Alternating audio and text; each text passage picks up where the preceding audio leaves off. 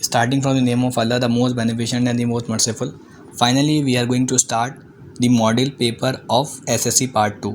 हम स्टार्ट करने जा रहे हैं मॉडल पेपर को, जो कि SSC Part 2 का है। ठीक है, हम डिस्कस करेंगे मैथ्स के पेपर को। ठीक है, तो आपने पैनिक नहीं होना है, कंफ्यूज नहीं होना है, बिल्कुल रिलैक्स होके पेपर को अटैम्प्ट करना है। इंशाल्लाह आपका पेपर अच्छा होगा। Best of luck for all. ठीक है, तो चलिए स्टार्ट करते हैं बिना टाइम को ज़ाया किए।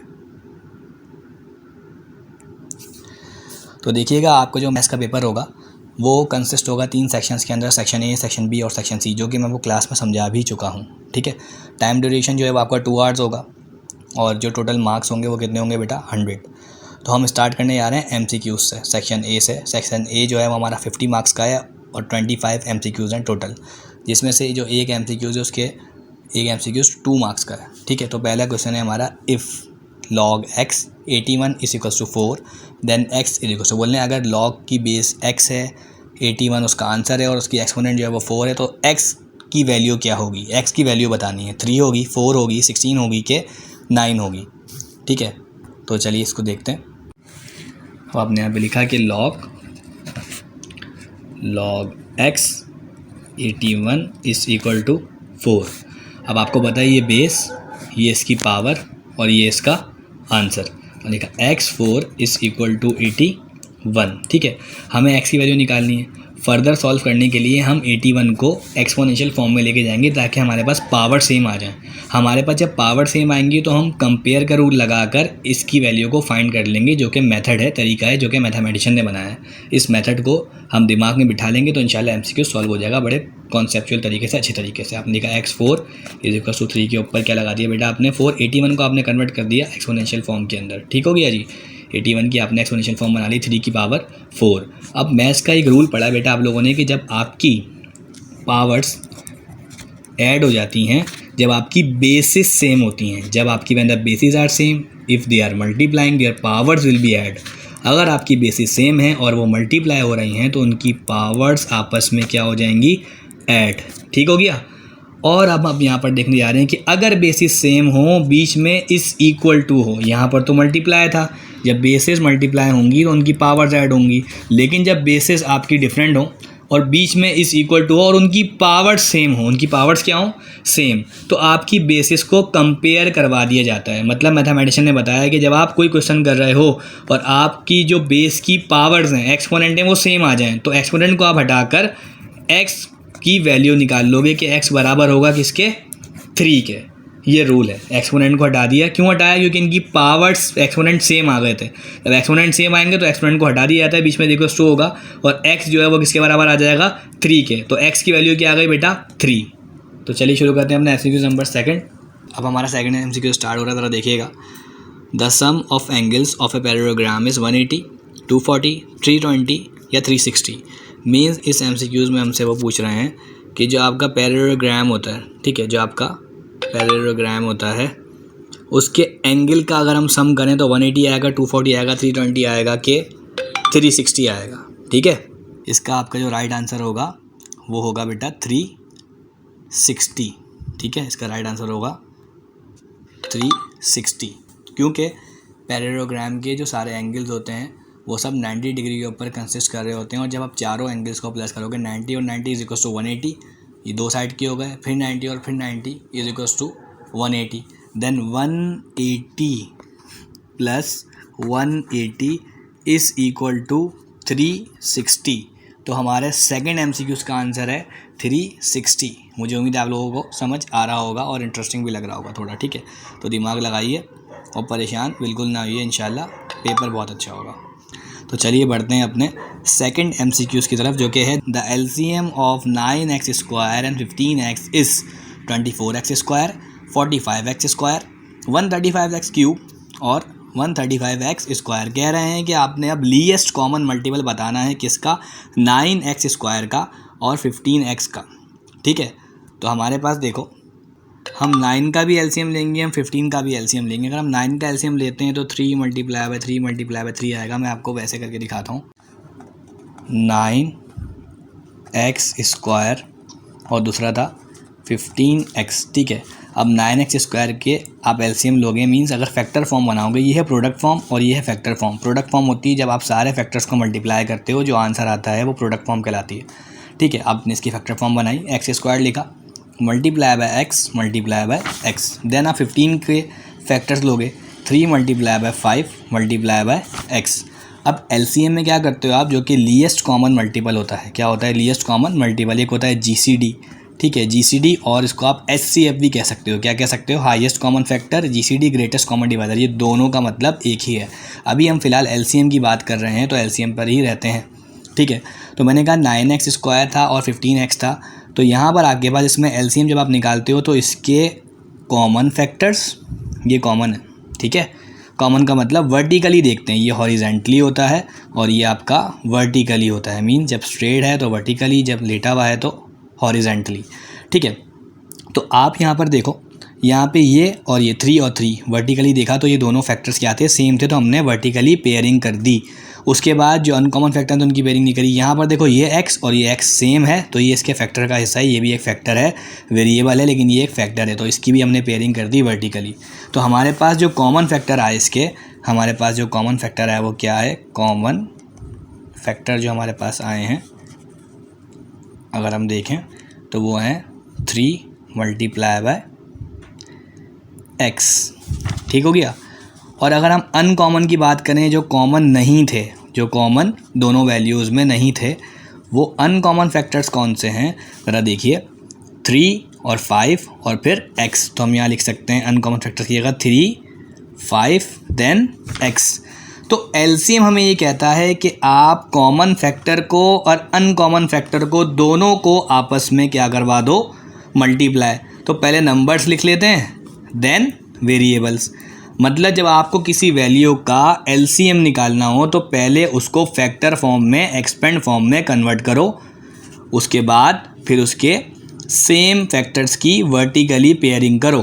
कर दी, उनको एक जगह लिख दो, लिख भी दिया, और जो अनकॉमन बचे उनको भी एक जगह लिख दो, लिख दिया, और फिर एंड में कॉमन और अनकॉमन का क्या निकाल लो? प्रोडक्ट निकाल लो। मतलब सारे कॉमन फैक्टर्स को और अनकॉमन फैक्टर्स को आपस में मल्टीप्लाई करवा दो।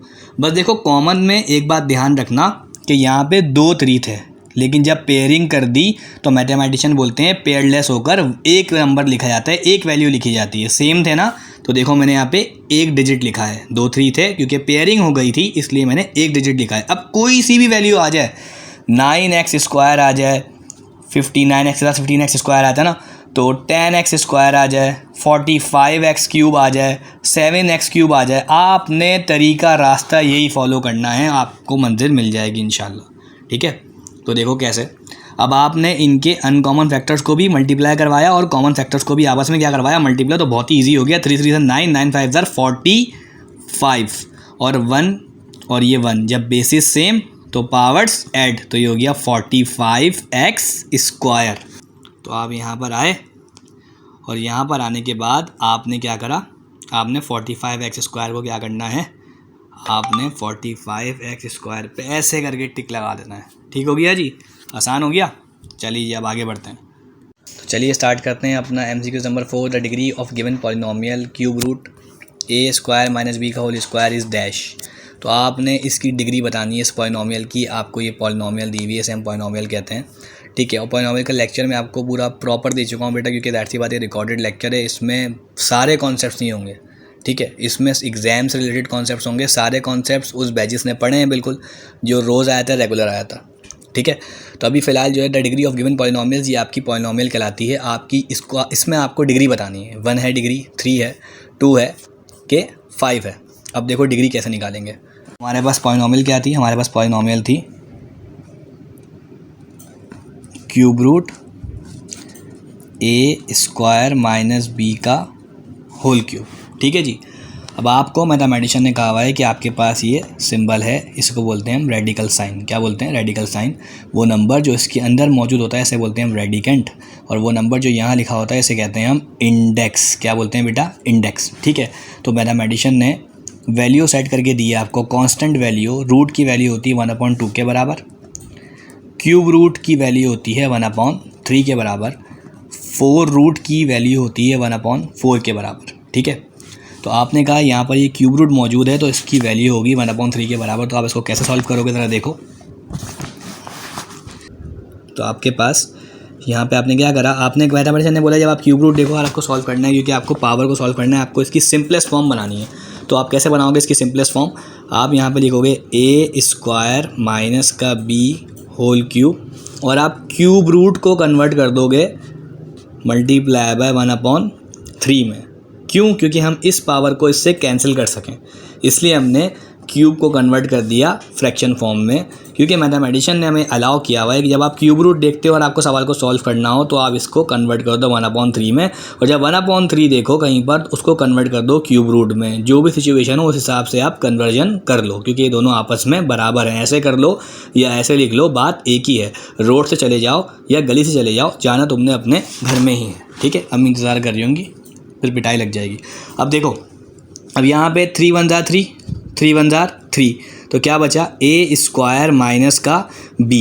अब इसमें आप कैसे बताओगे, इसमें आपकी जो हाईएस्ट पावर होगी वो आपकी डिग्री कहलाएगी। मींस 2 जो है वो इसका करेक्ट आंसर होगा।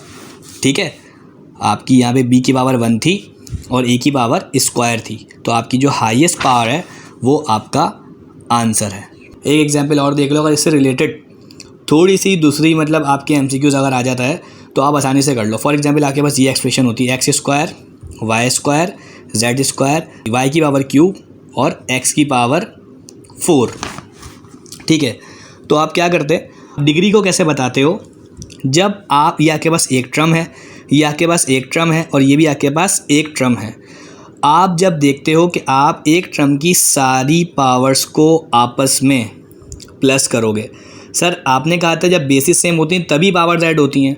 अगर आपको डिग्री बतानी हो तो आप इनकी पावर्स को प्लस करके बताते हो। तो 2 + 2 + 2 कितना हो जाएगा 6। तो ये आपकी हाईएस्ट डिग्री होगी। क्या होगी? क्योंकि इस वाले टर्म में 6, तीनों की पावर कैलकुलेट करके आपकी जो डिग्री बन रही है वो कितनी बन रही है 6। ये डिग्री यहाँ पे 3 है और यहाँ पे डिग्री 4 है। मतलब अगर आप इन पे चेक करो, पावर तो 3 है लेकिन अब इसको अगर हम डिग्री निकालें तो हम इसको डिग्री अज्यूम कर सकते हैं कुछ वक्त के लिए। तो यहाँ पे आपकी तीनों पावर्स को प्लस करके हम डिग्री को बनाते हैं। इसका डिटेल लेक्चर मैंने आपको क्लास में दिया हुआ है। ठीक है, मुझे उम्मीद है आपको समझ आ रहा होगा। तो चलिए नेक्स्ट शुरू करते हैं। अब आपके पास आपका नेक्स्ट है MCQ नंबर 5 है the solution set of y। The solution set of y mod y - 3 is equal to -4 is dash -1 2 -2 और -2 नल सेट। सॉल्यूशन सेट बताया हुआ है आपको, या 1 और 3। इस वैल्यू का आंसर, करेक्ट आंसर निकालना है। तो चलिए स्टार्ट करते हैं। कौन सी बड़ी बात है इसमें? ये जो मैंने मॉड हटाया था, तो मॉड मैथमेटिशियन बोलते हैं जब भी आप मॉड को साइन को हटाओगे तो आप वैल्यू को एक दफ़ा प्लस में लिखोगे और एक दफ़ा माइनस में। तो देखो ऑलरेडी यहाँ पर ना -4 था। ठीक है, तो साइन मैंने एक दफ़ा प्लस की लगाई, मतलब साइन जो प्लस की लगाई जाती है और माइनस की लगाई जाती है। ये रूल की साइंस थी और ये जो माइनस की साइन है वैल्यू के साथ है। मैथ्स का रूल है साइन के बराबर में कभी भी साइन नहीं आती, इसलिए मैंने ब्रैकेट कर दिया। ठीक हो गया।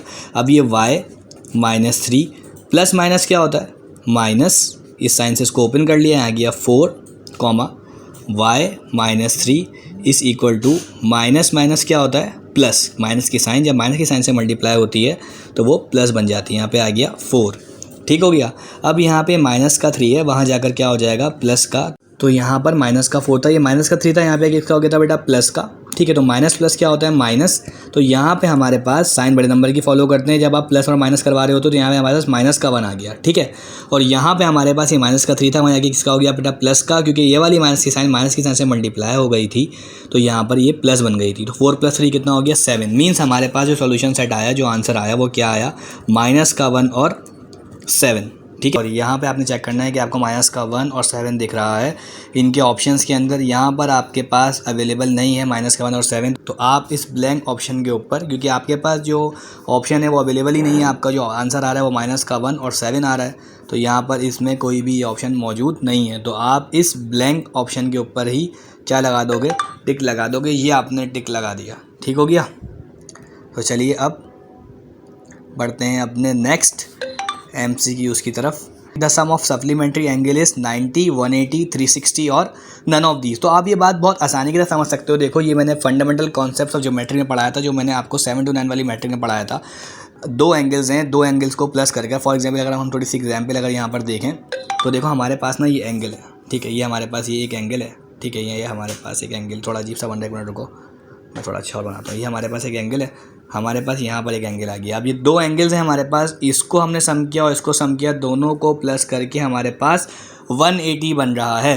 तो दो एंगल्स का सम 180 बनता है। कोई से भी दो एंगल्स, फॉर एग्जांपल एक 100 का बन रहा है, एक 80 का बन रहा है, ठीक है। देखो कैसे, फॉर एग्जांपल एक 100 का एंगल बन रहा है, एक 80 का बन रहा है, एक जो है वो आपका 110 का बन रहा है और एक 70 का बन रहा है। मीन्स इन शॉर्ट दो एंगल्स को प्लस करेंगे जब भी क्या बनेगा 180 डिग्री, तो वो कहलाता है सप्लीमेंट्री एंगल। क्या कहलाता है? Supplementary angle. इसको हम ऐसे भी देख सकते हैं, देखो इन्होंने आपसे पूछा था सम ऑफ सप्लीमेंट्री एंगल इज, कि सप्लीमेंट्री एंगल का सम क्या होता है। तो याद रखिएगा ये बात, मैथ्स में दो चीज़ें होती हैं, कुछ बातें समझने वाली और कुछ बातें याद रखने वाली। तो जब भी आप दो एंगल्स को मेजर करो और उन दोनों का सम क्या है, उन दोनों का सम आए 180 डिग्री। क्या है बेटा? 180 डिग्री। तो आप कहते हो कि ये वो क्या है, वो सप्लीमेंट्री एंगल कहलाता है। क्या कहलाता है? Supplementary angle. तो उन्होंने हमसे इस तरह से पूछा था सम ऑफ सप्लीमेंट्री एंगल इज, तो बोले सप्लीमेंट्री एंगल का सम क्या होगा। तो ये बात बेटा याद रखना, सप्लीमेंट्री एंगल का सम हमेशा 180 होगा। तो ये 180 पे टिक गया, ठीक हो गया। तो चलो आगे बढ़ते हैं। If a plus b is equals to 3 and a minus b is equals to 1, then the value of a square plus b square is equals to dash। अब आप एक बात याद रखिएगा कि a प्लस बी बराबर है 3 के और a माइनस बी बराबर है 1 के, और आपसे पूछ लें कि a square plus B square की वैल्यू बताओ। अगर ये आपको कहते हैं कि a square minus B square की वैल्यू बताओ, तो आप a square minus B square बराबर होता है a प्लस बी और a माइनस बी के, आप वो वाला फॉर्मूला लगा देते। लेकिन क्योंकि यहाँ पर आपको a square plus B square की वैल्यू पूछी है, तो याद रखिएगा मेरी बात, ये क्वेश्चन भी कवर हो जाएगा। यहाँ पे एक छोटा सा 4.7 से रिलेट करता है ये क्वेश्चन, ये 4.7 के अंदर है क्वेश्चन बेटा, ठीक है। कि अगर आपको सवाल में, मेरे अल्फाजों पे गौर कीजिएगा, अगर आपको सवाल में एक वैल्यू a प्लस बी की दी हुई हो, एक वैल्यू a माइनस बी की दी हुई हो, और आपसे पूछा हुआ हो कि a square plus B square की वैल्यू निकालें, तो आप ये वाला फॉर्मूला अप्लाई करेंगे कि a प्लस बी का whole square plus a minus B का होल स्क्वायर बराबर होता है 2a square plus B square. इसका आप ऑप्शन दिए मैं इसके आपको ऑप्शन दिए मैं 2, 3, माइनस का 1 और 5। तो चलिए अब इसकी कैलकुलेशन करके चेक कर लेते हैं। देखिएगा इसमें आपका क्वेश्चन भी कवर हो रहा है कि आपके पास अगर आपसे पूछा जाए कि a प्लस बी की वैल्यू ये है, मतलब आपको a प्लस बी की वैल्यू गिवन हो और a माइनस बी की वैल्यू भी गिवन हो, और आपसे कहा हो कि आप फाइंड आउट करें a square plus B square की वैल्यू, तो आप ये फॉर्मूला अप्लाई करते हैं जो कि मैं आपको बता रहा हूँ कि a प्लस बी का whole square plus a minus B का होल स्क्वायर बराबर होता है 2a square plus B square, ठीक हो गया। अब a प्लस बी बराबर है किसके बेटा? 3 के, तो आपने यहाँ पे लिखा स्क्वायर, और a माइनस बी बराबर है किसके बेटा? 1 के, तो आपने यहाँ पे क्या लिख दिया? स्क्वायर, ठीक है। Is equals to 2a square plus B square, ठीक हो गया। अब 3 का स्क्वायर पड़ा कितना हो जाएगा? 9, 1 का स्क्वायर पड़ा कितना हो जाएगा? 1, ये 2a square plus B square आ गया, ठीक है। क्योंकि अब ये 2 यहाँ पर मल्टीप्लाई हो रहा है क्योंकि इससे स्टक हुआ हुआ है, और आपको वैल्यू फाइंड करनी थी a square plus B square की, तो 2 यहाँ मल्टीप्लाई, तो वहाँ जाकर 2 क्या हो जाएगा बेटा?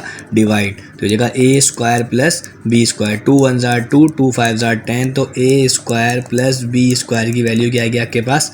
5। तो यहाँ अगर हम 5 के ऊपर टिक लगा देंगे, ये लीजिए टिक लग गया 5 पर, ठीक है। तो चलिए अब बढ़ते हैं अपने नेक्स्ट MCQs की तरफ। तो हमारा नेक्स्ट है, आपको यहाँ पर ये इंडेक्स है वो आपको y दिया हुआ है, ठीक है। आपको जो रेडिकेंट है वो आपको x दिया हुआ है, और ये पूछ रहे हैं आपसे कि y root x, y is called of the root, कह रहे हैं कि y क्या कहलाएगा। क्या पूछ रहे हैं वो आपसे कि y क्या कहलाएगा, ठीक है। तो अब आप कैसे बताओगे?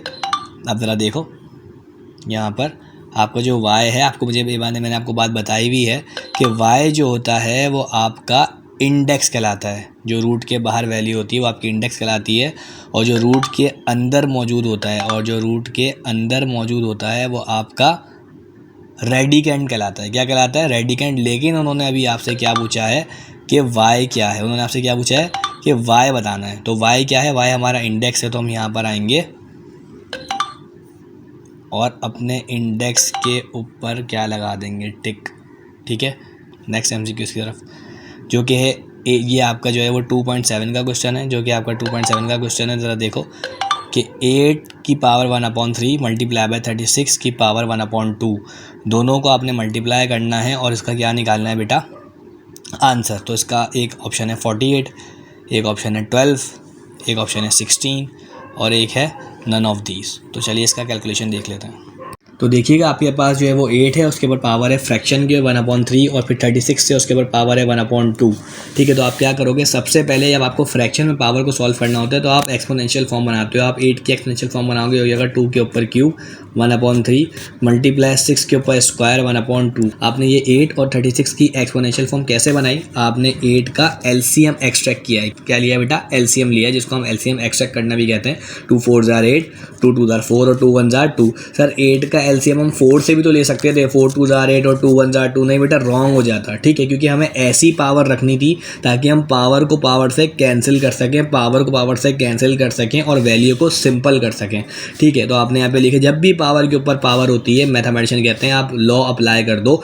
पावर के एक्सपोनेंट के लॉज होते हैं जो कि आपने चैप्टर 2 में पढ़े थे, आपको सिखाए थे। तो जब भी पावर के ऊपर पावर होती है उसे बोलते हैं लॉ ऑफ पावर। तो पावर के ऊपर जब भी पावर ऑफ पावर होगी तो पावर को पावर से मल्टीप्लाई करवा दिया जाता है। यहाँ पर भी यही करेंगे, पावर को पावर से मल्टीप्लाई करवा देंगे। तो 3 1 जार 3, 3 1 जार 3, 2 1 जार 2 और 2 1 जार 2। तो 2 मल्टीप्लाई बाय 6 हो जाएगा और 2 6 जार क्या हो जाएगा बेटा 12। तो आपका जो राइट होगा आंसर वो क्या होगा 12। तो यहाँ पर आके आपने देखा कि आपकी 8 की पावर 1/3 मल्टीप्लाई बाय 36 की पावर 1/2 का जो करेक्ट आंसर था वो था 12। तो 12 पे आप क्या लगा दोगे बेटा, टिक।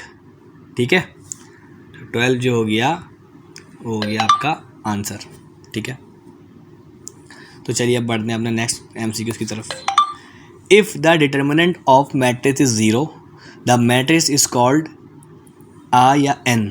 ठीक है, बोलने अगर मैट्रिक्स का आपने डिटर्मिनेंट निकाला, ठीक है, if the determinant of matrix 0, अगर आंसर आ रहा है, आपने डिटर्मिनेंट कैसे निकालते हैं, उसका एक फॉर्मूला होता है AD माइनस BC। क्या फॉर्मूला होता है बेटा, AD माइनस BC। डिटर्मिनेंट का फॉर्मूला आपने पढ़ा था क्लास के अंदर भी, जो कि AD माइनस BC होता है, AD minus BC। If the determinant of matrix is 0, कि अगर किसी मैट्रिक्स का डिटर्मिनेंट 0 आ जाए तो उसे क्या कहेंगे, अगर किसी भी मैट्रिक्स का डिटर्मिनेंट 0 आ जाए तो उसे कहते हैं सिंगुलर मैट्रिक्स। क्या बोलते हैं बेटा उसे, सिंगुलर मैट्रिक्स। तो सिंगुलर जो है वो आपका करेक्ट आंसर है। ठीक है, तो चलिए मूव ऑन करते हैं अपने नेक्स्ट एमसीक्यूज की तरफ। हमारे पास एक क्वेश्चन दिया हुआ है, इफ़ x माइनस 2 और फिर x plus 3 is equal to 0 then x is equal to what. ठीक है, कह रहे हैं कि अगर x माइनस 2 और x प्लस 3 बराबर है किसके, 0 के, तो x बराबर होगा किसके। आप ज़रा देखो गौर से, अगर तो यहाँ पर 2 ब्रैकेट्स हैं। कितने ब्रैकेट्स हैं, 2 ब्रैकेट हैं जो कि आपस में एक दूसरे से क्या हो रहे हैं, कलर चेंज करते हैं। कोई अच्छा सा लेते हैं, रेड लेते हैं, रेड। ठीक है, तो देखो x माइनस 2 है और यहाँ पे x प्लस 3 है। तो यहाँ पर मैंने कहा 2 ब्रैकेट है, मिड में कोई साइन नहीं है। जब भी 2 ब्रैकेट होते हैं बीच में कोई साइन नहीं होती, इसका मतलब ये इससे क्या हो रहा होता है, मल्टीप्लाई। क्या हो रहा होता है बेटा, मल्टीप्लाई। ठीक है, तो अब आपने बताना ये है कि अगर आपने बताना ये कि x माइनस का 2 और x प्लस का 3 ये दोनों आपस में मल्टीप्लाई होने के बाद वैल्यू निकलती है 0, तो देन इसमें x क्या होगा। ठीक है, तो चलिए इसकी कैलकुलेशन को देखते हैं। अब इसको सॉल्व करते हैं और ये आपके पास 2 ब्रैकेट्स हैं। ठीक है, अब ये 5.3 मिडिल टर्म ब्रेक वाले क्वेश्चंस को भी कवर करेगा, जो कि फैक्टराइजेशन का प्रोसेस है। आपको सारे सवाल समझाए जाएंगे इंशाल्लाह। ठीक है, मॉडल पेपर के। अब ज़रा देखो, तो ये अब ज़रा देखिएगा, x माइनस का 2 और x प्लस का 3 इज इक्वल टू 0। ये 5.3 एक्सरसाइज को कवर करेगा। ठीक है, जो कि एक्सरसाइज 5.3 अगर आप देखो तो उसमें मिडिल टर्म ब्रेक वाले क्वेश्चन आए हुए हैं। ठीक है, तो ये आपके लिए उसमें भी हेल्प होगी। आपके ज़्यादातर इंशाल्लाह इतने मॉडल पेपर से क्वेश्चन को सॉल्व करवा दिया जाएगा कि आपका पेपर आसानी के साथ अच्छे नंबर से क्लियर होगा। ठीक है, अब देखिएगा, ये और ये आपस में एक दूसरे से मल्टीप्लाई हो रहे हैं। तो आप चाहो फर्स्ट वाले को ब्रेक करो, चाहो सेकंड वाले को ब्रेक करो, ये आपके ऊपर डिपेंड करता है। तो आपने लिखा है यहाँ पे x प्लस का 3। क्यों लिखा, क्योंकि x इन दोनों से मल्टीप्लाई हो रहा था, उसके बाद माइनस का 2 भी इन दोनों से मल्टीप्लाई हो रहा था। तो माइनस के 2 को भी आपने दोनों से क्या करवा दिया बेटा, मल्टीप्लाई। इज इक्वल टू 0 साथ साथ चल रहा है। x को x से जब मल्टीप्लाई करवाओगे तो हो जाएगा x स्क्वायर प्लस प्लस क्या होता है प्लस, x को 3 से मल्टीप्लाई करवाओगे तो हो जाएगा 3x। यहाँ माइनस है और यहाँ कुछ नहीं, तो बेटा क्या होगा प्लस। माइनस प्लस क्या होता है माइनस, 2 को x से मल्टीप्लाई करवाओगे तो 2x हो जाएगा। माइनस प्लस क्या होता है माइनस, 2 3 ज़र क्या होगा 6 इज इक्वल टू 0। अब यहाँ x स्क्वायर है और यहाँ पे x की पावर 1 है। मैंने आपको कॉमन लेना सिखाया था, आपको मैंने वेट मशीन की भी एग्जाम्पल दी थी। तो यहाँ पे 2 हैं और यहाँ पे 1 है, तो यहाँ से आप 1x को उठाओगे तो यहाँ से भी 1x को उठाया। यहाँ पे 2 थे, जिसमें से एक यहाँ से उठाया, एक इसलिए उठाया क्योंकि यहाँ पे था ही एक, तो जब यहाँ से एक उठाया तो मजबूरन यहाँ से भी एक x को कॉमन लेना पड़ा। इसका मतलब यहाँ पे 2x हैं, और जब 2x को कॉमन लिखते हैं तो इसका मतलब यहाँ पे स्क्वायर नहीं लगाएंगे। स्क्वायर जब लगाते हैं जब आप x को x से मल्टीप्लाई करते हो, जब कॉमन लेते हो तो स्क्वायर नहीं लगाते, बस अज्यूम कर लेते हैं। तो यहाँ पे 2x थे जिसमें से एक यहाँ लिख दिया, कितने बचे, एक बचा। यहाँ कोई साइन है तो बेटा प्लस की साइन है, प्लस प्लस क्या होता है प्लस, यहाँ एक ही एक्स्ट्रा जो मैंने यहाँ लिख दिया, यहाँ पे क्या बचा मेरे पास 3। आगे बढ़ जाते हैं, माइनस होता है तो माइनस कॉमन लेते हैं, प्लस होता है तो बेटा प्लस कॉमन लेते हैं। दोनों में कुछ कॉमन था, क्या कॉमन था, नंबर का कॉमन था। नंबर का नंबर से कॉमन लेते हैं, वेरिएबल का वेरिएबल से कॉमन लेते हैं, और साइन का साइन से कॉमन लेते हैं। ठीक है बेटा, तो मैंने 2 कॉमन लिया क्योंकि 2 कॉमन इसलिए था क्योंकि 2 1 2 होता है और 2 3 6 होता है, तो मैंने 2 कॉमन ले लिया। और जब कॉमन ले लिया और जो साइन कॉमन ली थी, अगर यहाँ माइनस होता तो माइनस ही कॉमन लेंगे, अगर यहाँ प्लस होता तो प्लस ही लिख देते। इन दोनों को इस तरह से कॉमन नहीं लेंगे। कैसे लेते हैं कॉमन, यहाँ से सॉल्व करने के बाद आगे बढ़े, जो भी पहली साइन थी उसी को कॉमन ले लिया। माइनस माइनस क्या होता है प्लस, 2 के टेबल में 2 कब आता है, 2 1 2, 1 को नहीं लिखते तो क्या बचा x, और माइनस माइनस क्या होता है प्लस, 2 के टेबल में 6 कब आता है, 2 3 6 इज इक्वल टू 0। ठीक हो गया जी। उसके बाद आपने यहाँ देखा x + 3 और x + 3, अगर आपके सेम ब्रैकेट्स आ रहे हैं इसका मतलब आप मिडिल टर्म ब्रेक बिल्कुल प्रॉपरली कर रहे हो। ठीक है जी। अब देखो किस तरह से, अब यहाँ पे आपने कहा कि x + 3 और x + 3, आपने यहाँ पे 1 टाइम लिखा x + 3 और आपने लिख दिया यहाँ पे x - 2 इज इक्वल टू 0।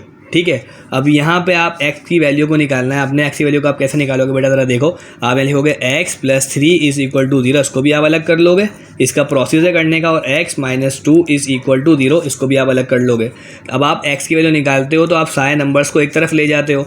ठीक है, तो ये प्लस का 3 वहाँ पे आएगा, किसका हो जाएगा बेटा, माइनस का। और जब आप 0 में से माइनस का 3 निकालोगे तो माइनस का 3 ही आंसर आएगा। 0 को अगर किसी वैल्यू से मल्टीप्लाई करवाते हैं तो वो वैल्यू 0 बनती है। अगर 0 को किसी वैल्यू से माइनस या प्लस करवाते हैं तो उस वैल्यू पे कोई फ़र्क नहीं पड़ता, वही वैल्यू आ जाती है। अगर वीडियो को कोई बात समझ में नहीं आया बेटा, दोबारा से पॉज करना, दोबारा से रिवाइंड करना और दोबारा से बेटा प्ले कर देना। ठीक है, ये माइनस का 2 है, वहाँ जाकर किसका हो जाएगा बेटा, प्लस का। तो x की हमारे पास सॉल्यूशन सेट कौन सा आया, हमारे पास सॉल्यूशन सेट आया -3 और 2। ऑर्डर चेंज हो सकता है, 2 और -3 भी हो, तब भी हम उस पर ही टिक करेंगे। तो यहाँ पे आपके पास जो आंसर आया है वो क्या आया था, हमारा आंसर -3 और 2। तो देखो यहाँ पे 2 और -3 आगे भी जा सकता है, कोई प्रॉब्लम नहीं है। तो हमने यहाँ पर टिक लगा देना है किस पे बेटा, 2 और -3 के ऊपर। ठीक है, तो नेक्स्ट पे मूव ऑन करते हैं, ज़रा देखें। The set A is equal to 1 3 5 7 9 is closed with respect to. कह रहे हैं कि जो आपका सेट है 1 3 5 7 9, जो आपका ये ऑड नंबर का सेट है, ठीक है, ये जो है वो क्या हुआ है, इस क्लोज हुआ है, बंद हुआ है विद रिस्पेक्ट टू, किसके लिहाज से, सब्ट्रैक्शन के लिहाज से बंद हुआ है, एडिशन के लिहाज से बंद हुआ है, या मल्टीप्लिकेशन के लिहाज से बंद हुआ है। तो बेटा याद रखिएगा कि सेट हमेशा मल्टीप्लिकेशन के लिहाज से बंद होता है, इसलिए क्योंकि आप अगर ऑड नंबर को ऑड नंबर से मल्टीप्लाई करवाओगे, 1 को 1 से मल्टीप्लाई करोगे तो 1 ही आंसर आ जाएगा, 3 को 3 से मल्टीप्लाई करोगे तो 3 आंसर आ जाएगा, 5 को 5 से मल्टीप्लाई करोगे तो 5 ही आंसर आ जाएगा। तो आपका जो भी सेट होगा वो किस तरह उसको क्लोज किया जाता है, उसको बंद किया जाता है मल्टीप्लिकेशन के लिहाज से। किसके लिहाज से बंद किया जाता है बेटा, मल्टीप्लिकेशन के लिहाज से। तो आपके पास आंसर हो जाएगा क्या, विद रिस्पेक्ट टू मल्टीप्लिकेशन के बाद आंसर हो जाएगा विद रिस्पेक्ट टू मल्टीप्लिकेशन। ठीक है, तो चलिए मूव ऑन करते हैं अपने MCQs नंबर 13 के ऊपर। ठीक है, तो आपके पास है diameter is twice of radius, perpendicular, chord और टेंजेंट। बोलने जो डायमीटर होता है आपका, भी ये बात याद रखने वाली है, समझने वाली है फ़िलहाल पे। देखो कैसे कह रहे हैं कि ये डायमीटर जो है ना वो ट्वाइस होता है, मतलब दुगना होता है किसका। तो ये बात मैथमेटिशियन ने प्रूव कर दी, हमें प्रूव करने की ज़रूरत नहीं है, हमें बस उनकी बात पर अमल करना है। जैसे अब्बू कह देते हैं कि भाई ये बात करनी है तो फिर करनी है। वो बात समझ कब आएगी, जब उनकी उम्र में पहुँचोगे। जब उनकी उम्र में पहुँचोगे तो वो बात समझ में आएगी, अच्छा वो क्यों कहते थे करनी है। इसलिए जब मैथ में PhD कर लोगे तो फिर ये लॉजिक्स, ये कॉन्सेप्ट्स और पक्के हो जाएंगे। ठीक है जी, वो रूल्स और फॉर्मूलाज खुद से बनाना सीख जाओगे। अभी तुम रूल्स, फॉर्मूलाज, कॉन्सेप्ट्स को पढ़ते हो, सीखते हो, बस उनका यूज़ करते हो अपने मैथ्स के अंदर, MCQs के अंदर, क्वेश्चंस के अंदर। ठीक है, तो यहाँ पर आपने देखा कि diameter is twice of, diameter हमेशा दुगना होता है किसका, रेडियस का। किसका दुगना होता है बेटा, रेडियस का। देखो तो यहाँ पर हम टिक लगा देंगे किस पर, रेडियस पर। तो हमारे 13 MCQs जो हैं वो कंप्लीट हो चुके हैं। तो चलिए स्टार्ट करते हैं MCQ नंबर 14 से। चैप्टर 15 से रिलेट करता है ट्रिग्नोमेट्री से। ठीक है, तो अच्छा इसको समझने के लिए आपको ट्रिग्नोमेट्रिक रेशियोज़ याद करने पड़ेंगे। तो इसमें जो है ना मैं आपको आंसर बता दूंगा डायरेक्ट, क्योंकि इसका जो प्रोसीजर है, सॉल्यूशन है, वो थोड़ा सा लंबा हो जाएगा। तो ट्रिग्नोमेट्रिक रेशियोज़ अगर आपको आते हैं तो फिर आप इन्हें सॉल्व करने के लिखा हुआ है √1 - sin² थीटा किसके बराबर होगा। जब आप इसे सॉल्व करोगे, अगर आपको ट्रिग्नोमेट्रिक रेशियोज़ आते हैं तो फिर आप इसका स्क्वायर रूट को रिमूव करोगे, उसके बाद फिर 1 - sin² थीटा किसके बराबर होगा, इसको सॉल्व करोगे और फिर जो है वो आपके पास आंसर आ जाएगा। किस तरह से ज़रा देखो, तो यहाँ पे 1 माइनस साइन स्क्वायर थीटा लगा हुआ है, तो इसका जो करेक्ट आंसर होगा वो होगा कॉस थीटा।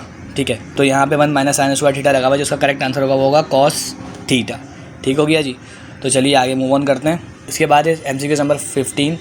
हमारी जो बेस है वो 3 है और उसका जो एक्सपोनेंट है वो है 0। तो बेस 3 के ऊपर अगर पावर या एक्सपोनेंट 0 आ जाए तो वो किसके बराबर होगा। ठीक है, तो वो बराबर होगा 3 के, 0 के, 1 के या 2 के, हमें ये बताना है। तो ज़रा देखिएगा और से समझिएगा कि मैथ्स के अंदर आपके पास जब आप सॉल्व कर रहे होते हो, ये तो एक रूल है कि अगर आपके पास कोई वेरिएबल हो के ऊपर अगर 0 आ जाए तो वो भी 1 के बराबर होता है। ठीक है, और अगर आपके पास कोई नंबर हो, उसके ऊपर अगर 0 आ जाए तो वो भी 1 के बराबर होता है। ये मैथ्स का रूल है, चाहे वो कोई सी भी कितनी बड़ी वैल्यू हो, चाहे एक 1000 के ऊपर अगर 0 आ गई पावर तो उसकी वैल्यू 1 के बराबर हो जाएगी। और अगर आपके पास x y के ऊपर जो है वो 0 पावर है तो इन दोनों की वैल्यूज़ भी 1 के बराबर हो जाएगी। क्लियर हो रही है बात। तो इसी तरीके से यहाँ पर हमारे पास 3 के ऊपर पावर 0 है तो इसकी वैल्यू किसके बराबर होगी, 1 के। तो चलिए यहाँ पे हम 1 को टिक कर देते हैं। ठीक हो गया जी। तो चलिए आगे बढ़ते हैं। उसके बाद है हमारा MCQ number 16, multiplicative inverse of a minus B is dash. अब आपने बताना है मल्टीप्लिकेटिव इन्वर्स के मल्टीप्लिकेटिव इन्वर्स जो है वो a माइनस बी का क्या है, a प्लस बी है, a माइनस बी है, 1 अपॉन a माइनस बी है या 1 अपॉन a प्लस बी है। तो आप जो है वो एक बात याद रखिएगा कि आपका को जो मल्टीप्लिकेटिव इन्वर्स होता है, ठीक है, तो अगर हम इसको शॉर्ट तरीके से देखें तो आपको जो मल्टीप्लिकेटिव इन्वर्स होता है वो आपकी वैल्यू का रेसिप्रोकल हो जाता है। ठीक है, अगर आपको किसी भी वैल्यू का अगर मल्टीप्लिकेटिव इन्वर्स निकालना हो, फॉर एग्जांपल यहाँ पे लिखा हुआ है आपको a माइनस बी दिया हुआ है, फॉर एग्जांपल आपको आप कोई सी भी वैल्यू दे सकते हैं एग्जाम के अंदर। ठीक है, आपने क्या निकालना है, फॉर एग्जाम्पल आपको दिया हुआ है x माइनस वाई का मल्टीप्लिकेटिव इन्वर्स निकालना है, तो आप इसे रेसिप्रोकल कर दोगे। कैसे, इसके नीचे 1 सपोज करोगे, आपको पता है जब भी कोई वैल्यू नहीं होती तो 1 होता है, तो आप इसे रेसिप्रोकल कर दोगे, हो जाएगा 1 अपॉन एक्स माइनस वाई। तो x माइनस वाई का मल्टीप्लिकेटिव इन्वर्स होगा क्या बेटा, 1 divided by x minus Y. इसी तरीके से a माइनस बी है तो a माइनस बी का मल्टीप्लिकेटिव इन्वर्स होगा 1 अपॉन a माइनस बी। ठीक है, तो ज़रा देखें, तो यहाँ पर हम इसे टिक कर देंगे 1 अपॉन a माइनस बी जो है वो हमारा आंसर हो गया करेक्ट। इसके बाद देखते हैं MCQ नंबर 17। तो ये भी आपका एक फॉर्मूला है जो कि आप याद करते हो, some people have curly brown hair till painted black, ये मैंने आपको याद करवाए थे। ठीक है, फॉर्मूलाज होते हैं, फॉर्मूलाज को ध्यान में रखा जाता है। तो tangent theta divided by sine theta किसके बराबर होता है, तो tangent theta divided by sine theta बराबर होता है सेक स्क्वायर थीटा के। किसके बराबर होता है बेटा, सेक स्क्वायर थीटा के। याद रखिएगा, tangent theta divided by sine theta बराबर होता है सेक स्क्वायर थीटा के। इस तरीके से इसके और भी फॉर्मूलाज हैं, आपको अगर फॉर्मूलाज आते होंगे तो आप लगा पाओगे सही। जैसे tangent divided by sine square theta बराबर होता है सेक स्क्वायर थीटा के, साइन स्क्वायर थीटा किसके बराबर होता है, तो आप इजीली उसको जो आपने अगर फॉर्मूलाज को ध्यान में बिठाया हुआ होगा तो आप लगा दोगे, इसमें कोई कैलकुलेशन नहीं है ज़्यादा। ठीक है, तो tangent theta divide by sine theta बराबर है किसके, सेक स्क्वायर थीटा के। तो अब देखते हैं MCQ नंबर 18, x4 प्लस का 64 can be made a perfect square by adding. बोलने आपके पास एक वैल्यू है x4 प्लस 64, बोलने ये जो वैल्यू है ये परफेक्ट स्क्वायर बन सकती है। अगर हम कैसे बन सकती है, क्या क्या ऐड करें इसके अंदर, 4x स्क्वायर को ऐड करें, 8x स्क्वायर को ऐड करें, 2x स्क्वायर को ऐड करें या 16x स्क्वायर को ऐड करें। तो हमने ये बताना है कि कौन सी वैल्यू को x4 प्लस 64 में कौन सी वैल्यू ऐड करें तो ये क्या बन जाए आपका परफेक्ट स्क्वायर। तो देखें इसका कैलकुलेशन अब सॉल्व करते हैं। 64 है, ठीक है, तो हम सबसे पहले x4 को ब्रेक करेंगे स्क्वायर के फॉर्मूले में। ये तरीक़ेकार है, अगर इससे रिलेटेड इस तरह से 64 की जगह 49 आ जाए तो यहाँ पर 7 आ जाएगा, x की जगह y आ जाए तो यहाँ पर y आ जाएगा, x की जगह a आ जाए तो यहाँ पर a आ जाएगा, यहाँ पर 81 आ जाए तो यहाँ 9 आ जाएगा। ठीक है, तो x4 को आपने ब्रेक करा x के ऊपर स्क्वायर से और 64 को आपने ब्रेक करा 8 से।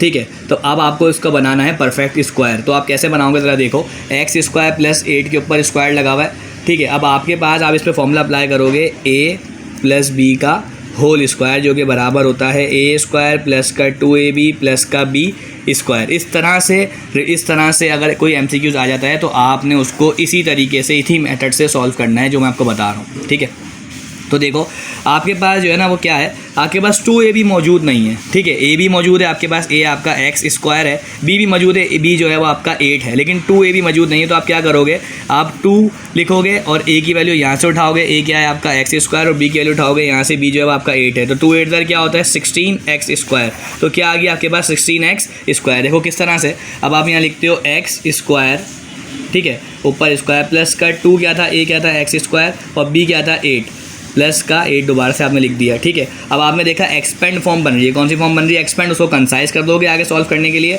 सिंप्लीफाई करने के लिए, एक्स स्क्वायर प्लस 8 का होल स्क्वायर। तो आपने यहाँ तक सॉल्व नहीं करना, आपने सिर्फ बताना था कि क्या ऐड करें। तो आपने अपने पास से ये ऐड करा, क्या ऐड करा, 16x स्क्वायर आपने ऐड करा। तो अगर आप 16x स्क्वायर इसमें ऐड कर दोगे मिड में, तो ये क्या बन जाएगा आपका परफेक्ट स्क्वायर। इस तरह से रिलेटेड जो भी एमसीक्यूज हैं आपने इसी तरीके से सॉल्व करना है।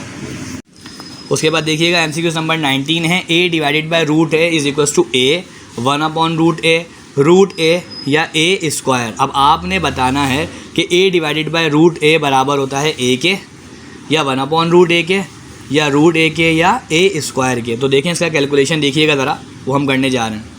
ये जो एमसीक्यूज है वो चैप्टर 2 से रिलेट करता है। इसके जैसा एक एमसीक्यूज आया हुआ है आपकी एक्सरसाइज के अंदर, जो √18 डिवाइडेड बाय √18 लिखा हुआ था, याद है आपको, ठीक है। तो मैं आपको दोनों समझा दूंगा ताकि आपके पास अगर नंबर में कोई वैल्यू आए तो भी आप सॉल्व कर लो, और अगर आपके पास वेरिएबल में कोई वैल्यू है तो भी आप सॉल्व कर लो। अगर इस तरह से फ्रैक्शन में वैल्यूज आ जाती हैं और नीचे रूट हो, आप अब इसमें जब भी फ्रैक्शन में वैल्यू आती है ना, आपको सिंप्लीफाई फॉर्म बनानी पड़ती है। क्या बनानी पड़ती है, सिंप्लीफाई।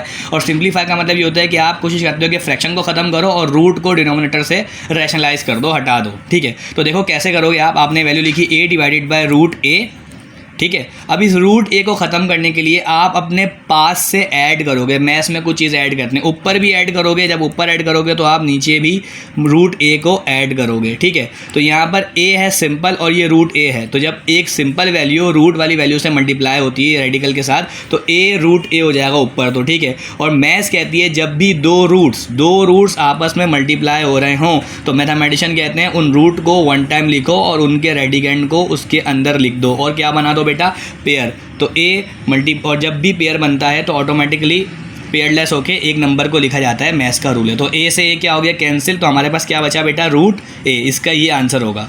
देखो अगर यहाँ पर ये 18 होता तो हम क्या करते हैं, अभी तो हमने वेरिएबल से देख लिया, हमारा यहाँ एमसीक्यू उसका आंसर निकल कर आ गया। मैं आपको और बता रहा हूँ, अगर कल को ऐसे नंबर में वैल्यू आ जाए पेपर के अंदर तो आप कैसे सॉल्व करोगे, देखो वो भी देख लो, थोड़ा सा बहुत आसान है। 18 डिवाइडेड बाय √18। अब यहाँ पर जो भी वैल्यू होगी ना, अगर यहाँ 18 होगा तो 18 से करवाना, अगर यहाँ पर 2 होगा, अगर यहाँ पे 4 होगा तो 4 से करवाना, अगर यहाँ पर x होगा तो x से करवाना, अगर यहाँ पर b होगा तो b से करवाना। डिनोमिनेटर में देखना जो वैल्यू होगी, ऊपर वाली को मत देखना, ठीक है।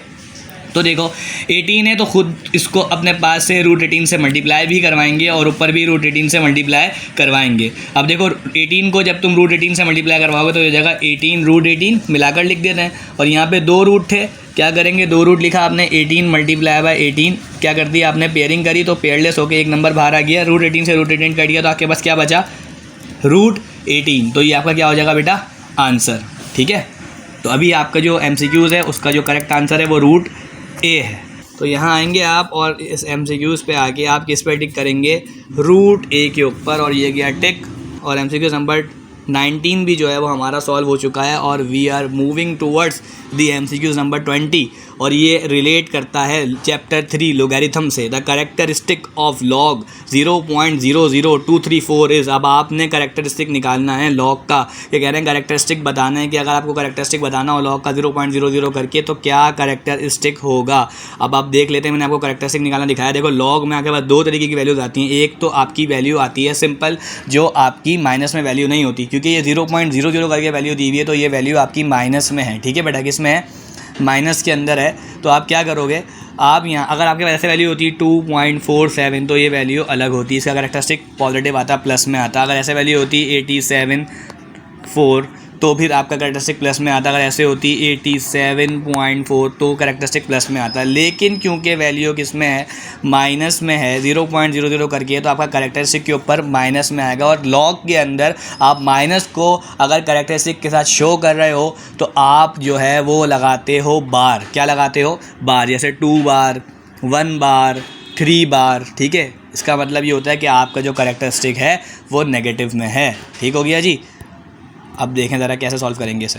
देखिएगा आपके पास जब माइनस में कैरेक्टरिस्टिक होता है तो आप जो है वो मूव कराते हो पॉइंट को राइट साइड की तरफ, और उस हद तक मूव कराते हो जब तक आपको कोई नॉन ज़ीरो डिजिट ना मिल जाए। तो यहाँ पर पॉइंट था आपका, आपने यहाँ पे पॉइंट को जम करवाया। अगर आपके पास प्लस में नंबर होगा तो आप जो है वो क्या करोगे, आप पॉइंट को इस तरफ के साइड लेकर जाओगे, ठीक हो गया। आप मतलब किस तरह से, एक और ये रेफरेंस पॉइंट, इन दोनों के बीच में एक नंबर है तो कैरेक्टरिस्टिक आपका 1 होगा। ये मैंने आपको पूरा डिटेल लेक्चर बताया है बेटा, और इसकी शॉर्ट ट्रिक भी बताई थी जो कि मैंने भी अपने स्टूडेंट से डिस्कस की थी, इसलिए वीडियो में मैं नहीं बता रहा आप लोगों को। ज़रा देखो यहाँ पर 0.00234 है यहाँ पर, ठीक है। तो आपने अभी हमारे पास वैल्यू जो है वो किसमें, माइनस में 0.00234, ठीक है जी। अब ये पॉइंट है और आप इसको वहाँ तक शिफ्ट करवाओगे जब तक आपको कोई नॉन जीरो डिजिट ना मिल जाए। क्या ना मिल जाए, नॉन जीरो, मतलब वो डिजिट जीरो के अलावा कुछ भी हो सकता है। तो देखो 1, 2 और 3, तो आपने इस पॉइंट को वहाँ तक शिफ्ट करवाया जो कि आपको नॉन जीरो डिजिट ना मिल जाए। मतलब इस तरह से कि आप हमेशा आपके जो नॉन जीरो डिजिट होता है उसके बाद आप रेफरेंस पॉइंट को अज्यूम करते हो। किसको अज्यूम करते हो बेटा, रेफरेंस पॉइंट को। तो देखो रेफरेंस पॉइंट और पॉइंट के बीच में कितने नंबर का डिफरेंस आ रहा है बेटा, 3 नंबर का। तो करेक्टरिस्टिक आपका क्या होगा, 3 बार, ठीक हो गया जी। तो 3 बार पे आप लगा देंगे टिक और 3 बार आपका करेक्ट आंसर होगा। कई आंसर आ गया है 3 बार और माशाल्लाह से हमारे MCQs बहुत सारे हो गए हैं और कंप्लीट होने वाले हैं, ठीक है। उसके बाद हम मूव ऑन करते हैं 21 के ऊपर। The Cartesian product of sets A and B is written as. अब कार्टेशियन प्रोडक्ट का मतलब ये होता है जब आप एक सेट को दूसरे सेट से मल्टीप्लाई करवाते हो तो उसे आप कहते हो कार्टेशियन प्रोडक्ट। तो ये बोल रहे हैं आपने कार्टेशियन प्रोडक्ट लिखना नहीं है ना निकालना है, तो कह रहे हैं the Cartesian product of sets, जो सेट्स का कार्टेशियन प्रोडक्ट होता है A एंड B का, उसको कैसे लिख के बताएंगे कि भाई ये दोनों आपस में मल्टीप्लाई हो रहे हैं, ठीक है। A की वैल्यू को B कैसे लिखा जाता है कार्टेशियन प्रोडक्ट, तो कार्टेशियन प्रोडक्ट जो है वो ऐसे लिखा जाता है क्योंकि वो दोनों आपस में सेट्स मल्टीप्लाई हो रहे होते हैं। तो आप इस पे टिक लगाओगे A मल्टीप्लाई बाय B पे। इसको इस तरह से लिख के दिखाया जाता है, ना A डेल्टा B, ना A यूनियन B, ना A माइनस B, कैसे A मल्टीप्लाई बाय B। जब भी वो आपसे बोलेंगे कि कार्टेशियन प्रोडक्ट ऑफ सेट्स को कैसे लिखते हैं तो आप लिखोगे A मल्टीप्लाई बाय B। अगर आप उन्होंने आपको यहाँ पर B पहले दिया हुआ और A बाद में दिया हुआ तो आप ऐसे लिख के बताओगे, मतलब जो आंसर टिक करोगे वो करोगे B मल्टीप्लाई बाय A। अगर आपको XY दिया हुआ, बेटा क्या दिया हुआ XY, तो आप कैसे लिख के बताओगे X मल्टीप्लाई बाय Y, ठीक हो गया। A B के अलावा भी आपको वैल्यूज़ दे सकते हैं वो, ठीक है। तो परेशान नहीं होना है, घबराना नहीं है आपने। MCQ नंबर 22 आपसे कह रहे हैं a triangle having 2 sides congruent is called dash. कह रहे हैं कि आपके जो ट्रायंगल है उसकी अगर 2 साइड्स इक्वल हैं तो वो कौन सा ट्रायंगल कहलाता है। तो ज़रा देखो बहुत सिंपल है ये।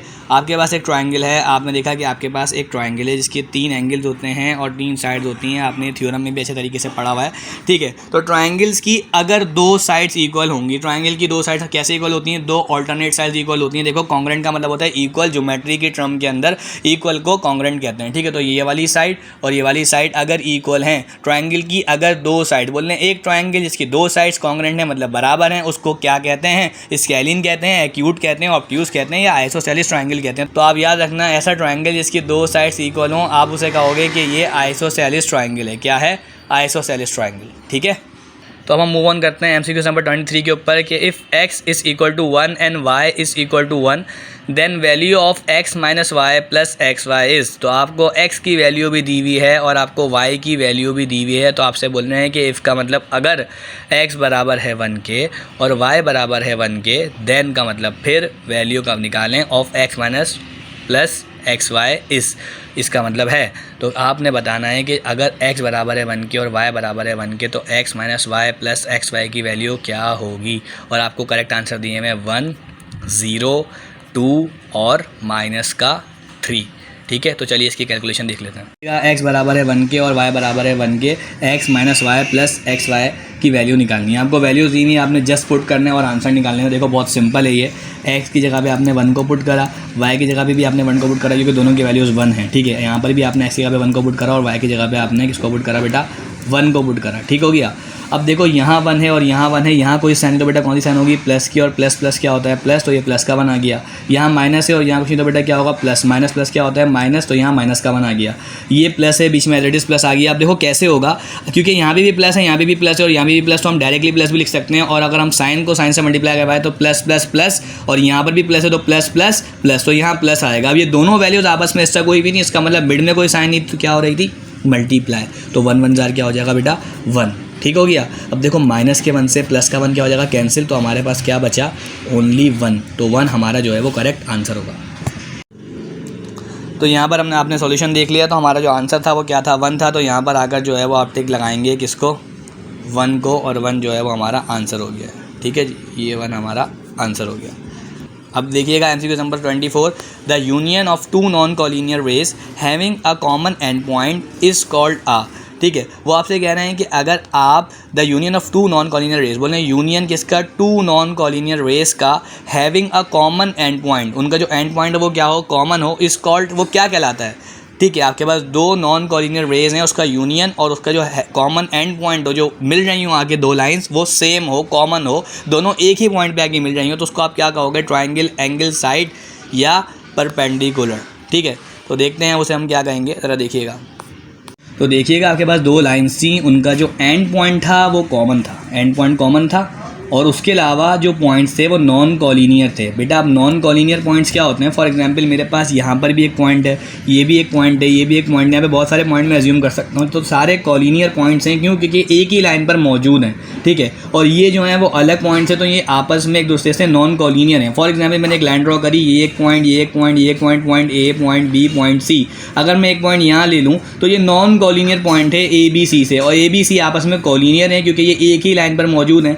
और ये जो पॉइंट है ये अलग से सेपरेटली है, इसको पॉइंट डी का नाम अगर हम दे देते हैं, ठीक है, तो ये मेरा नॉन कॉलिनियर पॉइंट है। तो आपसे ये कह रहे थे कि अगर दो लाइंस, दो रेज आपस में मिल रही हों एक एंड पॉइंट पर आकर, तो वो क्या बनाती हैं? ठीक है, तो देखो आपके पास ये नॉन कॉलिनियर पॉइंट्स थे। ठीक है, तो दो रेज आकर उनका जो एंड पॉइंट था वो कॉमन था, दोनों का एंड पॉइंट कॉमन आ रहा है, तो ये कॉलिनियर पॉइंट कहलाएगा, और ये नॉन कॉलिनियर पॉइंट्स कहलाएंगे क्योंकि ये दोनों रेस अलग अलग हैं। तो वो दोनों मिलकर क्या बनाती हैं? तो वो कोई ना कोई एक एंगल क्रिएट करती हैं, एक एंगल जनरेट करती हैं। तो हम इसका आंसर लगाएंगे कि वो एक एंगल बनाती हैं। दो नॉन कॉलिनियर रेस अगर उनका यूनियन करें और उनका एंड पॉइंट कॉमन हो तो वो क्या बनाएंगी बेटा? एंगल बनाएंगी। क्या बनाएंगी? एंगल।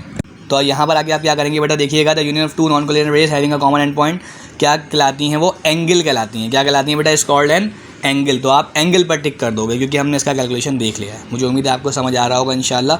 कोई भी प्रॉब्लम हो आप मुझसे डिस्कस कर सकते हो बेटा। कोई भी प्रॉब्लम हो, कोई ऐसी चीज़ जो आपको समझ नहीं आई हो, आप वीडियो को 2 से 3 दफ़ा देखोगे, इंशाल्लाह आपके MCQs और पक्के हो जाएंगे। अब हम मूव ऑन करते हैं MCQs नंबर 25 के ऊपर। A set with contain n element. बोल रहे हैं सेट जो है उसके अंदर शामिल हो n एलिमेंट। n एलिमेंट का मतलब हमें नहीं पता कितने एलिमेंट्स हों।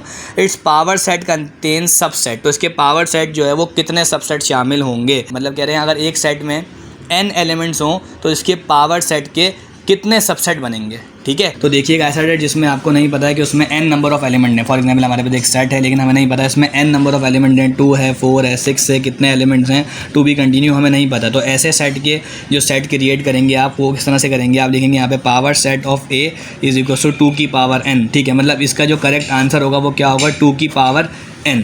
ठीक है, तो देखिएगा अब यहाँ पर आकर हम किस पे टिक करेंगे बेटा? हम 2 की पावर n पे टिक करेंगे। किस पे टिक करेंगे? 2 की पावर n के ऊपर। तो हमारा राइट आंसर है 2 की पावर n। ठीक है, तो इस तरह से हमारे पास जो है वो 25 MCQs has been completed. 50 marks को सिक्योर किया है हमने, और इंशाल्लाह अगर और ज़रूरत पड़ी तो मैं और MCQs आपको बनाकर सेंड करूँगा। Best of luck for the paper, और इंशाल्लाह आप सेक्शन B और सेक्शन C का वेट करें जो कि बहुत जल्द आने वाला है। तब तक अपना ख्याल रखें। अल्लाह हाफ़िज़।